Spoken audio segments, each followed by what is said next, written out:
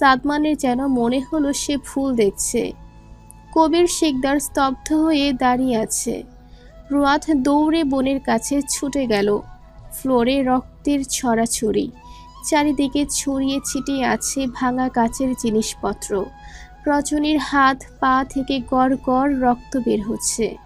রুয়াদ রক্ত মাখা রজনীর হাতখানা ধরে চিৎকার করে বলে ওঠে, ও মাম্মা, আমার আপা, মা, আপার এমন হইল কেন?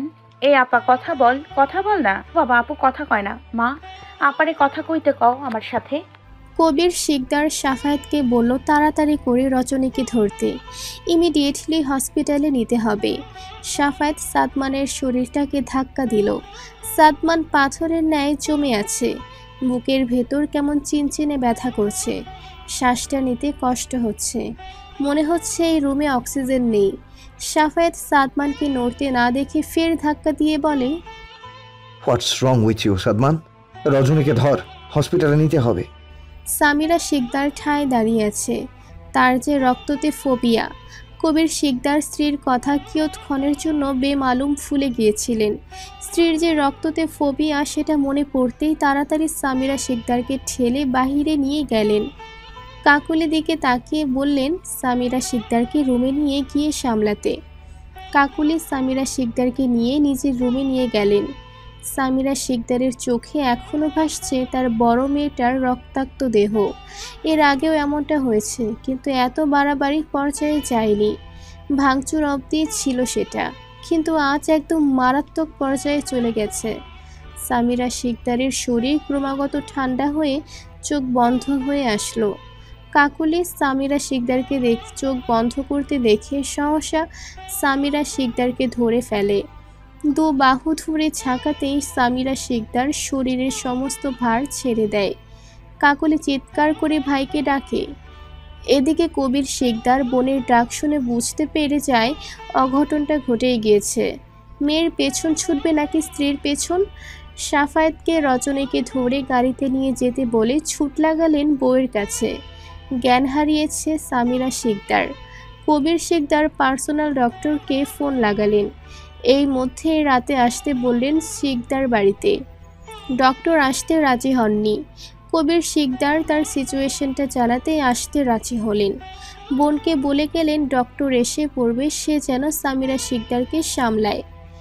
কবির শিকদার গাড়ির কাছে আসলেন। রুয়াদ গাড়িতে উঠে বসেছে। কবির শিকদারও উঠে বসলেন। সাফায়েত আর সাদমান রজনীকে রুয়াতের কোলের ওপরই শুয়ে দিয়ে। রুয়াতের অবস্থাও বাজে।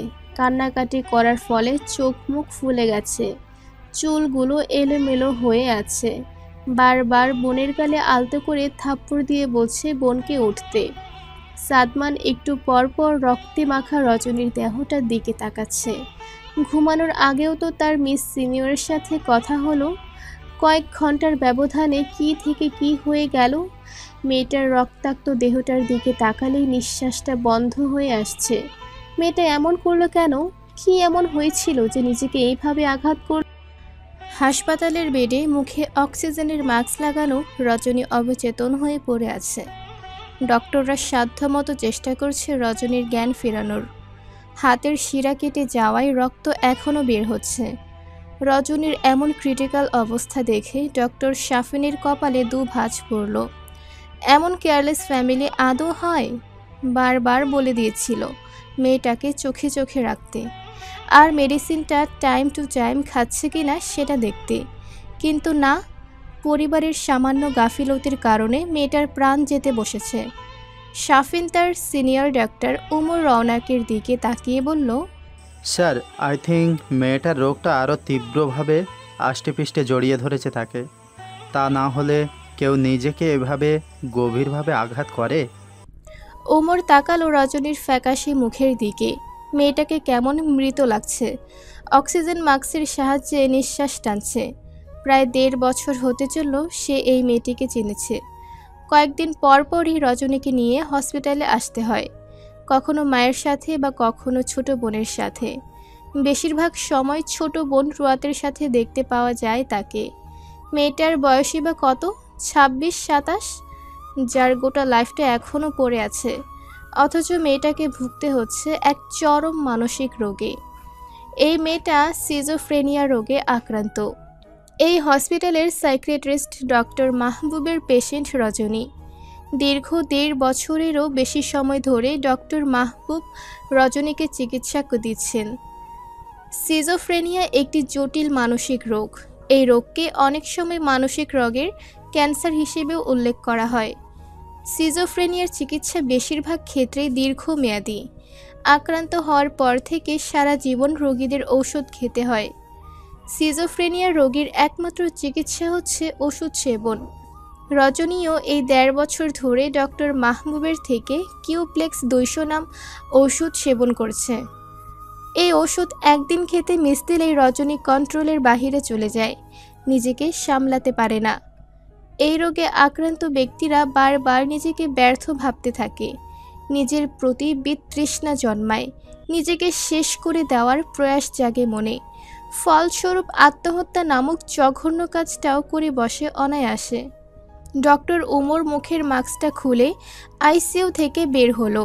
আইসিইউ এর বাহিরে বিধ্বস্ত হয়ে অপেক্ষায় আছে ৪ জন মানুষ। উৎসুক দৃষ্টি নিয়ে তাকিয়ে ছিল এতক্ষণ আইসিইউ এর দরজার দিকে। রুয়াতের অবস্থা শোচনীয়। কিছুটা দূরেই রুয়াতের বাবা রুয়াতের মাথায় হাত রেখে মেয়েকে শান্ত করার চেষ্টা চালাচ্ছে। ডক্টর ওমরকে বের হতে দেখে সাফায়েত এগিয়ে গেল, শান্ত কণ্ঠে জিজ্ঞাসা করল, রজনী কেমন আছে ডক্টর? অপরিচিত এক মুখ ডক্টর ওমরের সামনে। সাফায়েতকে ঠিক চিনল না। আপনি কে পেশেন্টের? তার ছোট বোনের হাজবেন্ড। ওমর তাকালো বিধ্বস্ত রুয়াতের দিকে। রুয়াত এলোমেলো পায়ে হন্তদন্ত হয়ে হেঁটে আসছে তার দিকেই। সাদমানের রাগ লাগছে ডক্টরের উপর। রজনী কেমন আছে সেটা না বলে এই লোকটা এটা ওটা জিজ্ঞাসা করছে। রুয়াত উৎকণ্ঠা হয়ে জিজ্ঞাসা করল, ওমর ভাই, আপা কেমন আছে? ওমর শান্ত চোখে তাকালো রুয়াতের দিকে। তোমাকে ডক্টর মাহবুব কি বলেছে রুয়াত? বলেনি তোমার বোন যেন একদিনও ওষুধ খাওয়া মিস না দেয়? খেয়াল রেখোনি কেন বোনের দিকে? রুয়াতের ঢের মনে আছে ডক্টর মাহবুবের বলা কথাগুলো। সে তো শ্বশুর বাড়ি ছিল। ও বাড়ি যাওয়ার আগে মাকে পই পই করে বলে গেছে তারা আপা ওষুধ যেন খায়, সেটা নিয়মিত দেখতে। তার মাকে এই সামান্য কাজটাও করতে পারল না, নাকি ইচ্ছে করেই খোঁজ নেয় না বোনের? সেই বছর কয়েক আগের করা অন্যায়টা কি এখনও মনে পুষে রেখেছে তার মা? সেজন্য বোনের প্রতি এত অনীহা তার মায়ের। ভাই, আমি তো শ্বশুর বাড়ি ছিলাম, আম্মাকে বলে গিয়েছিলাম, কিন্তু আম্মা যে খোঁজ নেবে না, ঔষধ খাচ্ছে কি খাচ্ছে না সেটা আমি বুঝতে পারিনি। এখন আপা কেমন আছে বলেন না ওমর ভাই। ওমর তপ্ত নিঃশ্বাস ফেলল। কথায় আছে না, মানুষ একটা অন্যায় করলে তার ভার বয়ে বেড়ায় মৃত্যুর আগ অবধি। রজনীরও হয়েছে সেই দশা। বেচারি একটা ভুলের মাসুল দিচ্ছে নিজের জীবন দিয়ে। ভালো নেই তোমার বোন, জ্ঞান ফিরছে না, হাতের শিরাটা বেশ ভালোভাবেই কেটেছে। রুয়াতের বুক ধক করে উঠল। ২ কদম পিছিয়ে ভারসাম্যহীন হয়ে পড়ে যেতে নিলে সাফায়েত আগলে নেয়। রুয়াতের কানে এখনও বাজছে উমরের বলা কথাটা, তার বোন ভালো নেই। জ্ঞান ফিরছে না মানে কি? তার আপার কি জ্ঞান ফিরবে না? সাদমান কিছুই বুঝতে পারছে না। রজনী কিসের ওষুধ খায়, আর কিসের জন্যই বা খায়? রুয়াতের বাবা দূর থেকে ওমরের কথাগুলো শুনল, কাছে আসার সাহস পাচ্ছে না। ওমর নিজেই এগিয়ে গেল তার দিকে। কবির শিকদারের মাথা নত, কথা বলার ভাষা তার নেই। ওমর নিজেই বলল, মাথা নত করে রেখেছেন কেন মিস্টার শিকদার?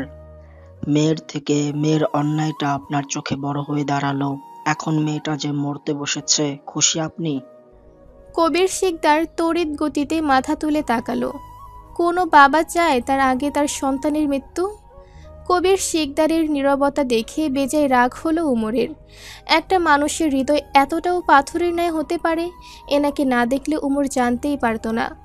কবির শিকদারের কাছে আগে তার সম্মানটাই বড়, তারপর বাদবাকি সব। ওমর চলে আসলে সেখান থেকে রুয়াত হাঁটু গেড়ে বসে এবার ডুকরে কেঁদে উঠল। রুয়াতের কান্না মাখা মুখটা দেখে সাফায়েতের বুকের বাঁ পাশে কেমন ব্যথা অনুভব হলো। রুয়াতের বাহু ধরতেই রুয়াত জড়িয়ে ধরল সাফায়েতকে। সাফায়েতের বুকে মুখ গুজে কান্নারত গলায় বলল, স্যার, আমার আপা ঠিক হয়ে যাবে তো? আল্লাহ কেন আমার আপার জীবনে এত দুঃখ দিল স্যার? আমার আপার সুন্দর জীবনটাকে নরক বানিয়ে দিল। নফিল নামক অমানুষটা, আমি ঘৃণা করি এই লোকটাকে ভীষণ। পৃথিবীর সবচেয়ে জঘন্য এই লোকটা। রুয়াদ প্রচণ্ড আকারের বোন পাগল, বোনকে মারাত্মক ভালোবাসে। বাবা মাকেও এতটা ভালোবাসে না মনে হয়। বিয়ের আগে কবির শিকদার রুয়াতের ব্যাপারে সব বলে রেখেছিলেন। রুয়াত পৃথিবীতে কাউকে নিজের সবটা দিয়ে ভালোবাসলে সেই ব্যক্তিটি রজনী। তারও যথেষ্ট কারণ আছে। সাদমান রুয়াতের কথাগুলো শুনে মনে বারবার একটা নামই আওড়াচ্ছে, সেটা হলো নওফিল। কে এই নওফিল? কি সম্পর্ক নওফিলের সাথে রজনীর? রজনীর জীবনটা নষ্ট করার পেছনে নওফিল কিভাবে জড়িত? কত প্রশ্ন ঘুরপাক খাচ্ছে। সাদমান সাফায়েতের কাঁধে হাত দিয়ে বলে, ব্রো, সাফায়েত শেষ করতে দিল না। রুয়াদকে আগে সামলে নেই, পরে কথা বলছি তোর সাথে। সাফায়েত বুঝে গিয়েছে ভাইয়ের ডাকের মানে। তার কানে একবার যেটা পৌঁছে যায় সেটা না শোনা অবধি স্থির থাকতে পারে না। সাফায়েত আলতো করে রুয়াতের মুখখানায় নিজের হাত রাখে। মেয়েটাকে শান্ত করবে কি বলে, তবুও একটু বৃথা চেষ্টা করে বলল, কাঁদলে কি বোন ঠিক হয়ে যাবে? চোখের জল মুছুন। আপনার বাবার দিকে খেয়াল করেছেন? মানুষটা কেমন দূরে মাথা নত করে বসে আছে, তাকে কে সামলাবে? রুয়াত তাকালো বাবার পানে। বসা থেকে উঠে দাঁড়িয়ে বাবার কাছে ছুটে গেল। বাবার হাঁটু জড়িয়ে ধরে বলল, ও বাবা, বাবা খুশি হয়েছো তুমি? আপা একটুখানি তোমার সাথে কথা বলার জন্য ছটফট করতো, আর তুমি আপার মুখটা অবধি দেখতে চাইতে না। কি এমন অন্যায় করেছিল? ভুল মানুষকে না হয় ভালোবেসে ঘর ছেড়ে পালিয়ে গিয়েছিল।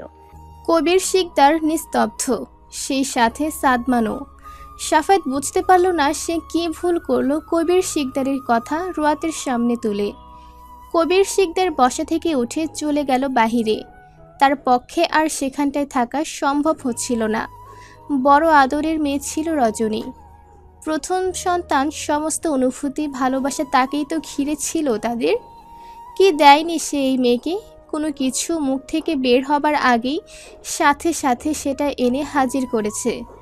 অথচ 1 বছরের পরিচিত এক ছেলের ভালোবাসার মায়ায় পড়ে তাদের ভালোবাসাকে ভুলে বাড়ি ছেড়ে পালিয়ে গিয়েছিল 4 বছর আগে। লোকজনের কত অপমানজনক কথা শুনেছে তার কোনো ধারণা আছে? সাফায়েত রুয়াতকে টেনে বেঞ্চে বসালো। সাদমান আইসিইউর দিকে এক ধ্যানে তাকিয়ে আছে।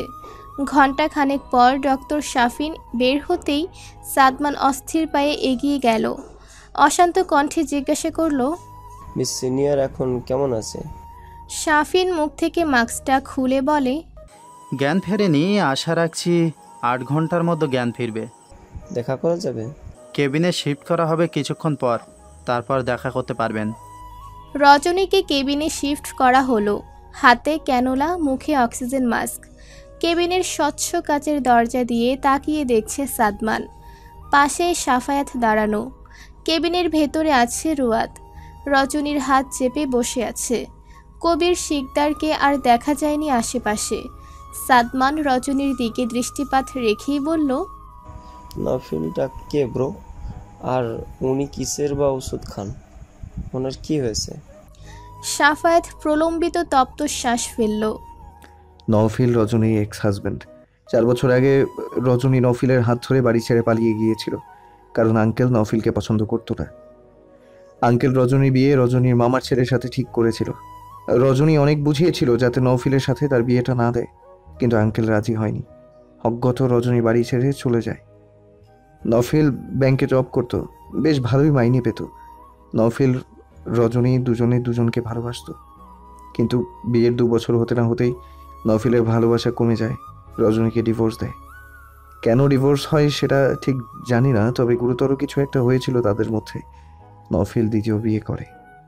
সাদমানের দৃষ্টি এখনও রজনীর দিকেই। এই মেয়েটার বিয়ে হয়েছিল, আবার ডিভোর্সও হয়ে গেছে।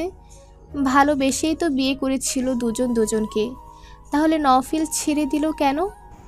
ডিভোর্সটা কেন হলো ব্রো? সেটা জানি না, তবে রজনী প্রচুর ভালোবাসত নওফিলকে। নওফিলের দেয়া ডিভোর্সটা সে মানতে পারেনি। প্রথম ভালোবাসা তো, ভোলা অসম্ভব। ডিভোর্সের পর রজনী বাপের বাড়ি চলে আসে। আঙ্কেল আন্টি মুখ ফিরিয়ে নিয়েছিল, মুখ ফিরিয়ে নিতে পারেনি কেবল রুয়াত। সে ছোট থেকেই বোনের আশ্রয়ে বড় হয়েছে। আঙ্কেল আন্টি দুজনেই জব করায় রুয়াতের দেখভাল রজনী নিজেই করত। আপদে বিপদে বাবা মায়ের চেয়েও বেশি কাছে পেয়েছে বোনকে। আঙ্কেলরা রজনীকে তাড়িয়ে দেননি, তবে আঙ্কেল রজনীর সাথে একেবারেই কথা বলতো না।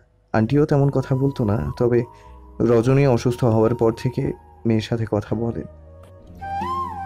হ্যালো বন্ধুরা, পরবর্তী পার্ট খুব তাড়াতাড়ি আসবে, তো সবাই অপেক্ষায় থাকো। আর চ্যানেলটি যারা এখনো সাবস্ক্রাইব করোনি তারা পরবর্তী পার্ট দেখার জন্য চ্যানেলটি সাবস্ক্রাইব করে রেখো। ধন্যবাদ সবাইকে, আমাদের সাথেই থেকো।